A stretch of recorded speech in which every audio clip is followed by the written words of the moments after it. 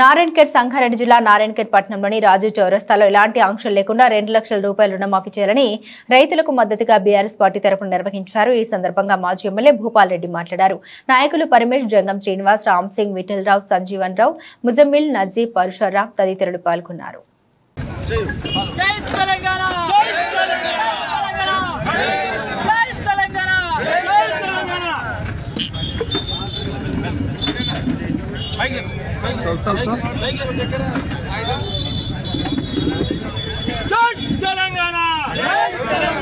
పైసలను బ్యాంకుల ద్వారా ఇప్పించడం జరిగింది.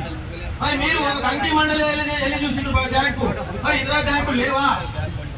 మరి పొద్దున 5 గంటల నుంచి బ్యాంకుల వద్ద కుప్పలుగా జనాలు ఉంటుంటే మీకు పట్టించుకునే నాకులు లేడా? మరి మీకు ప్రజలు పట్టం కట్టింది కదా, మీ పట్టం కట్టిన ప్రజలకు న్యాయం చేయాలని మీకు తెలియదా? మా ఎమ్మెల్యే, మాజీ ఎమ్మెల్యే భూపాల్ రెడ్డి గారు అధికారంలో ఉన్నా అధికారంలో లేకున్నా అధికారంలో ఉన్నట్టు పనిచేసి ప్రజల కోడి వింటూ ప్రజలను ఎప్పటికప్పుడు ఎక్కడున్నారని తెలుసుకునే వ్యక్తి మన మాజీ ఎమ్మెల్యే మహారెడ్డి భూపాల్ రెడ్డి. మరి ఈ రోజు కేటీఆర్ గారు పిలుపునియడంతో ప్రతి ఊర్లో ప్రతి చెప్పింది. మరి రైతు బంధు ఎన్నికలు తెచ్చుకోవాలి, రుణమాఫీ ఎన్నికలు తెచ్చుకోవాలి. మరి మీరు అంచెలంచెలుగా 1,00,000 రూపాయలు, 1,50,000, 2.5 లక్షలు ఇస్తారు, 2 లక్షలు ఇస్తారు. మరి బ్యాంకుల వద్ద రోజు గంటలు నిరక్షిస్తున్నారు ప్రజలు. మరి కోసం మీకు తెలియదా? మీకు పట్టదా? లేదంటే మీరు ఇంట్లో కూర్చొని మీరు సంతకాలు పెట్టుకొని తీసుకుంటున్నారు. మీరు మరి ప్రజల కోడి వింటలేదా? మీరు బ్యాంకుల వద్ద మాట్లాడేదంతా మీకు లేదా? మరి రావాల్సిన హక్కు మీకు ఇచ్చిన మాట మీరు సాధించుకోవాలని మీకు నేను విజ్ఞప్తి చేస్తున్నా. పోరాటం చేయని ఏది రాదు. అదే మాదిరిగా కళ్యాణ లక్ష్మి చెక్కుతో పాటు తులం బంగారం ఇస్తామన్నారు. అరే కళ్యాణ లక్ష్మి చెక్క 1,00,000 రూపాయలే దిక్కులేదు, తులం బంగారం ఎటుపోయింది? మరి మీరు ఊరుకుంటే వస్తే మా టీఆర్ఎస్ పార్టీ రుణి పెట్టకపోతే ఈ రైతు రుణమాఫీ ఈ పార్టీ అన్నా వచ్చేదా? రాకపోయేది. కాబట్టి మనం ఉద్యమిస్తేనే అన్ని సాధ్యమవుతాయి. అట్లనే యువత కూడా విజ్ఞప్తి చేస్తున్నా, మీకు దొంగ హామీలు ఇచ్చారు. మీరు కాంగ్రెస్ దొంగ హామీలు ఇచ్చారు. ఏమని చెప్పారు మీకు అందరికీ? ఎస్ఎస్సి పాస్ అయినోనికి 10,000, ఇంటర్ పాస్ అయినోనికి 25,000, డిగ్రీ పాస్ అయినోనికి 50,000, పోస్ట్ గ్రాడ్యుయేషన్ చేసిన వాళ్ళకి 1,00,000 ఇస్తామని చెప్పి మీకు మాట ఇచ్చారు. ఎవరికన్నా 1 రూపాయి ఇచ్చిందా? నాకు వస్తున్నాయి మెసేజ్లు. ఇంకా ఎమ్మెల్యేని ఫిట్ చేసుకునే కొంతమంది దగ్గర ఉంటే, సార్ నాకు ఇస్తానా 25,000 రాలేవు సార్, తొందరగా నాకు బాకీలైనా అని యూత్ మెసేజ్లు పెడుతున్నాను. నిరుద్యోగ యువతకు ఏం చెప్పారు? మీకు నెలకు 4,000 రూపాయలు నిరుద్యోగ వృత్తి ఇస్తామన్నారు. స్వయాన ప్రియాంక గాంధీ గారు వచ్చి ఆ యూత్ డిక్లరేషన్ అని పెట్టి యూత్ డిక్లరేషన్ లో స్టేట్మెంట్ ఇచ్చింది. మరి మొన్న బట్టి విక్రమ ఈ రైతు రుణమాఫీ చేయడంతో మనం దాని కొరకు మనం ఏర్పాటు చేసిన ధర్నాలు పాల్గొన్న గౌరవ పెద్దలందరికీ, తాజా మాజీ జడ్పీటీసీలు, తాజా మాజీ ఎంపీపీలు, పార్టీ అధ్యక్షులు, మరి సహకార సంఘ అధ్యక్షులు, తాజా మాజీ సర్పంచులు, తాజా మాజీ ఎంపీటీసీలు, ఇంకా బీఆర్ఎస్ కార్యకర్తలు, రైతులు, అదే మాదిరిగా వివిధ వర్గాలు ఇలా పాల్గొన్న వారికి అందరికీ ప్రతి ఒక్కరికి పేరు పేరున హృదయపూర్వక నమస్కారాలు తెలియజేస్తున్నాను. శంకరంపేట గాని సబ్ మార్కెట్ యార్డ్ తెచ్చిన ఘనత గౌరవ మాజీ శాసనసభ్యులు భూపాల్ రెడ్డి గారిది. కావున ఈ రోజు రైతులకు రావాల్సిన 2 లక్షల రుణమాఫీ ఏదైతే ఇస్తామని జూట హామీలు ఇచ్చి అధికారంలోకి వచ్చిన కాంగ్రెస్ ని నిలదీయడానికి మీ అందరి ఆశీస్సులతో, మీ అందరి దీవెనలతో, మీ ఒక చప్పుడు చేయగానే, ఒక పిలుపు ఇవ్వగానే మీరందరూ ఇక్కడ వీచేసినందుకు ఈ మా బీఆర్ఎస్ పార్టీ తరఫున నారాయణఖేడ్ ప్రజానికానికి, రైతులందరికీ పేరు పేరున హృదయపూర్వక ధన్యవాదాలు తెలియజేసుకుంటూ ఈ సభను ఉద్దేశించి గౌరవ మాజీ శాసనసభ్యులు మహారెడ్డి భూపాల్ రెడ్డి గారు మాట్లాడాల్సిందిగా విజ్ఞప్తి చేస్తున్నాను. గిరిజనుల దగ్గర, హరిజనుల దగ్గర, పేద బడుగు బలహీన వర్గాల దగ్గర ఉంది. ఎవరికి ఏమంటారు మీరు? రైతు బంధు ఎవరికి ఏమంటారు చెప్పండి. గరీబ్ వాళ్ళకే ఏమంటారు, వీళ్ళు ఉన్నోళ్ళకి ఇస్తామంటారు, గరీబ్ వాళ్ళకి ఏమంటారు.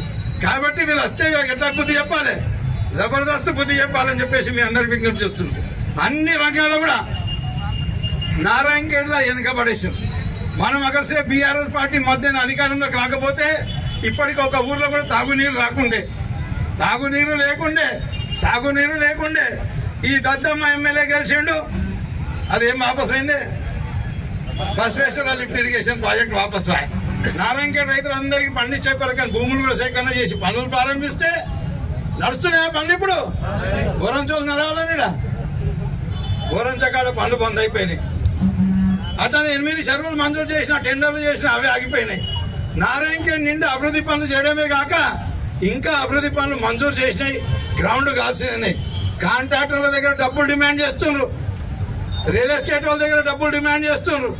వీళ్ళని గెలిపించింది దేని కొరకే? మనకు సేవ చేసే కొరక, లేకపోతే దోసుక తినే కొరకనా? అధికారిని అడ్డు పెట్టుకొని దోసుక తినే కొరక? ఈరోజు అధికారిని అడ్డు పెట్టుకొని దోసుక తినే కార్యక్రమాలు చేస్తున్నారు. వీళ్ళు అధికారంలోకి వచ్చిన తర్వాత అభివృద్ధి కుంటుపడ్డది, సంక్షేమం కుంటుపడ్డది. ఏదయ్యా వీళ్ళు ఇచ్చేది ఒక కళ్యాణ లక్ష్మి చెక్ చూపెట్టమను. ఆ రోజు మనం బీఆర్ఎస్ ప్రభుత్వం అధికారం ఉన్నప్పుడు మనం వేసిన డబ్బులే నేను సంతకాలు పెట్టినే ఈరోజు కళ్యాణ లక్ష్మి చెక్కులు వచ్చినాయి. ఈరోజు పేపర్లు ఇచ్చింది ఏదో 1750 కోట్లు, ఎంత నాకు కరెక్ట్ ఫిగర్ గుర్తులేదు. ఇవన్నీ కొత్తగా చిన్నవాటికి ఇస్తామని అంటారు. అంటే పాత వీళ్ళు ఇవ్వలేదని వాళ్ళు ఒప్పుకుంటున్నట్టుగా 9 నెలల అధికారం నుండి ఒక కళ్యాణ లక్ష్మి చెక్ ఇవ్వలేదు, 9 నెలల అధికారం నుండి ఒక సీఎం రిలీఫ్ ఫండ్ చెక్ ఇవ్వలేదు. ఈరోజు వాళ్ళు వంచే సీఎం రిలీఫ్ ఫండ్ చెక్కులన్నీ కూడా నేను ఎమ్మెల్యే లేను కాబట్టి నేను పెట్టిన దరఖాస్తులు నేను పైరవి చేసేసాలన్నప్పుడు మనం పోరాటం చేస్తేనే స్వతంత్రం వచ్చింది. తర్వాత మన తెలంగాణ రాష్ట్రం మనకు కావాలన్నప్పుడు మనం పోరాటం చేస్తేనే స్వతంత్రం వచ్చింది. అప్పుడు బ్రిటిష్ వాళ్ళు దోసుక తినిపోయింది, ఇప్పుడు కాంగ్రెస్ వాళ్ళు దోసుక తినిపోతారు. మరి మనం పోరాటం చేసి సాధించుకోవాలి. ఇది కూడా మనకి ఇప్పుడు ఈ పార్టీ రుణమాఫీ వచ్చిందంటే దీనికి కారణం ఎవరు? బీఆర్ఎస్, మన కేసీఆర్, కేటీఆర్, హరీష్ రావు గారు. వీళ్ళు పదే పదే నిలదీయడం మూలంగానే మనకు 18,000 మాత్రమే ఇచ్చినట్టు ఇచ్చి, అవి కూడా 18,000 బ్యాంకులకు రాలేవు. 41,000 కోట్లు చేస్తామన్న రుణమాఫీ 18,000 కోట్లు చేసినామని చెప్తుండ్రు. బ్యాంకులకు చేరినవి మాత్రం 8,000 కోట్ల రూపాయలు, ఇంకా 10,000 కోట్ల రూపాయలు బ్యాంకులకు చేరలేదు. అయిపోయిందని చెప్పేసి సంకలెత్తేసి మన హరీష్ రావు గారి మీద పెద్ద పెద్ద మాటలు మాట్లాడారు. ఆ రోజు హరీష్ రావు గారు పిలుపునిస్తే అమరవీరుల స్తూపం దగ్గర రమ్మంటే నీకు ధైర్యం కాలేదు, దేవుళ్ళ మీద ప్రమాణం చేసినావు. ఈరోజు రుణమాఫీ అయిపోయింది, హరీష్ రావు నువ్వు రాజీనామా చేయని అడుగుతున్నావు. నీకు సిగ్గు చరం ఉందా? ఓటుకు నోటు దొంగ ఒట్టి కదా రేవంత్ రెడ్డికి అడుగుతున్నాను. ఆయనకు రుణమాఫీ రాజీనామా చేయమని అడుగుతావా? నువ్వు పాపం చేసినావు, ప్రజలకు అబద్ధాలు చెప్పి అధికారంలోకి వచ్చి ప్రజలను కష్టపెడుతున్నావు. నువ్వు అమరవీరుల స్తూపం దగ్గర ముక్కు నేలకు రాసి హరీష్ రావు గారికి, రైతులకు, తెలంగాణ ప్రజలందరికీ క్షమాపణ చెప్పి రాజీనామా చెయ్యాలి. నువ్వు మాట తప్పినావు. నువ్వు ఒక్క విషయంలో మాట తప్పలేదు, అన్ని విషయాల్లో మాట తప్పినావు. ఈ రైతు రుణమాఫీ విషయంలో చెప్తాను నేను. ముందుగా చెప్పింది మీరు 41,000 కోట్లు అని, తర్వాత చెప్పింది 31,000 కోట్లు అని, ముందుగా చెప్పింది 9 తారీఖు అని, చివరికి మీరు అసెంబ్లీ మన బడ్జెట్ లో అలాట్మెంట్ చేసింది 26,000 కోట్ల రూపాయలు. తిరిగి ఇప్పటి వరకు రైతులకు చేరింది 8,000 కోట్ల రూపాయలు. మాట్లాడుతున్నాం, సిగ్గు శరం ఉండాలి. అబద్ధాలు మాట్లాడినా అతికినట్టు ఉండాలి. ఎందుకనంటే ఎవరు చెప్తున్నారు ఇప్పుడు? మా రేవంత్ రెడ్డి జూటాగాడు ఉన్నాడు అని వాళ్ళ మినిస్టర్లు చెప్తారు. ఇంకా చాలా మందికి ఇచ్చేది ఉంది, వీడు అబద్ధం మాట్లాడినా చెప్తారు. అబద్ధం మాట్లాడిన ఏం చేయాలి? చెప్పుతో కొట్టాలి. చెప్పుతో కొడితే మనకి అక్కలు వస్తుంది. వాడు మంచి మాటలతో నేనే పరిస్థితిలో లేడు. ఇదే కాదు, మన తెలంగాణ ప్రజలకు వాళ్ళు ఇచ్చిన హామీలు, ఏవైతే హామీలు ఇచ్చిండ్రో ఆ హామీల కొరకు కూడా మనం పోరాటం చేస్తేనే, అది టీఆర్ఎస్ పార్టీ పోరాటం చేస్తేనే సాధ్యమవుతుంది.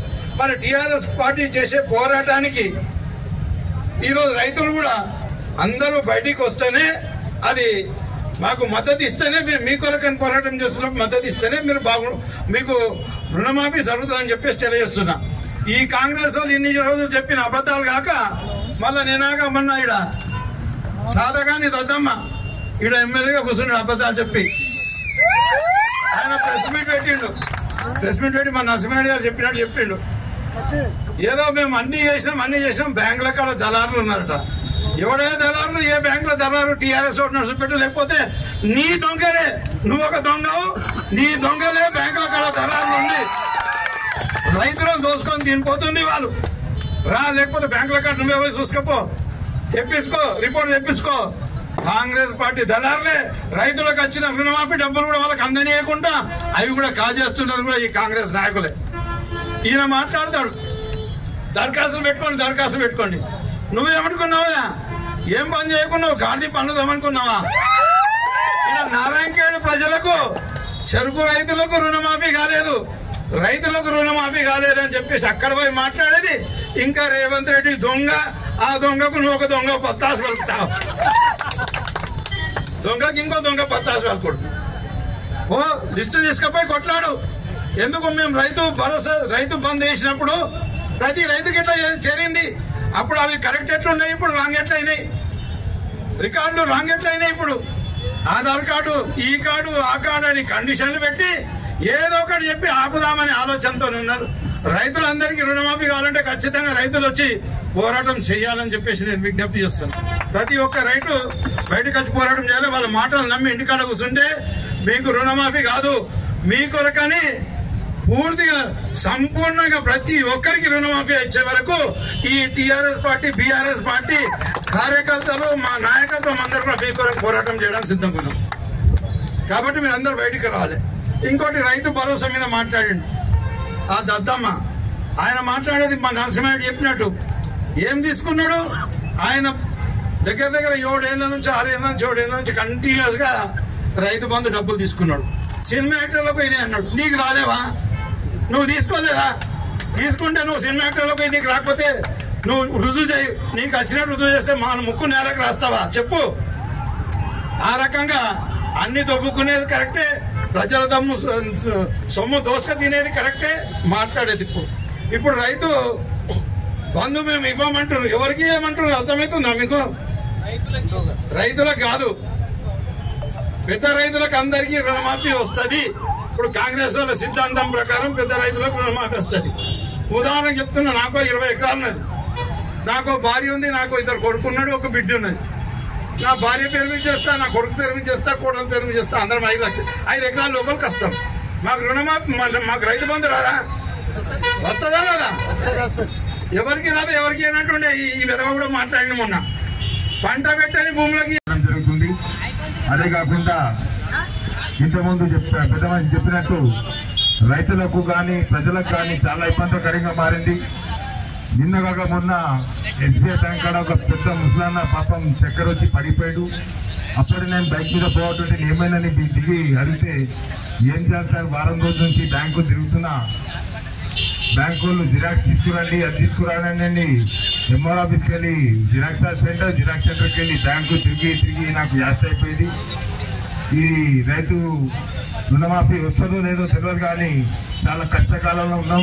అక్కడ కరెంట్ సరిగ్గా లేదు, పొలం వేసినా ఆడపోవాలా లేకపోతే ఈ బ్యాంకుల చుట్టూ తిరగాలనేది ఒక రైతు చాలా కాలంగా ఏడుచుకుంటూ చెప్పింది. చాలా బాధ అనిపించింది. సో మన బీఆర్ఎస్ పార్టీ కార్యకర్తలు కానీ మనం అందరం ఏకతాటి అయి గతంలో మనం కేసీఆర్ గారు చేసిన తెలంగాణ పోరాడి ఎట్లా తెచ్చినామో ఈసారి మళ్ళా మనం మంచిగా పోరాడి ఈ కాంగ్రెస్ పార్టీకి బుద్ధి చెప్పాలని మేము కోరుకుంటూ, అదే కాకుండా నారాయణఖేడ్ మున్సిపాలిటీ పరంగా పోతే అధ్వానంగా మారింది. ప్రజల శిక్షణ విషయంలో కానీ ప్రజలకు దోపిడీ, కనీస వసతులు ఈ ప్రభుత్వంలో ఈ ఎమ్మెల్యే ద్వారా కాకొచ్చింది. చూస్తే మన నారాయణఖేడ్లో ఎంపీ ఎమ్మెల్యే ఉన్నారు, కానీ నారాయణఖేడ్లో చాలా ప్రజలు చాలా కష్టకాలంలో ఉన్నారు. అప్పట్లో 24 గంటలు కరెంట్ వస్తుండే, పుష్కలంగా మంచి నీరు వస్తుండే, కానీ ఈరోజు నారాయణఖేడ్లో ఏ వసతులు, కనీసం వసతులు లేకుండా ఈరోజు నారాయణఖేడ్ మున్సిపాలిటీ అధ్వానంగా మారింది.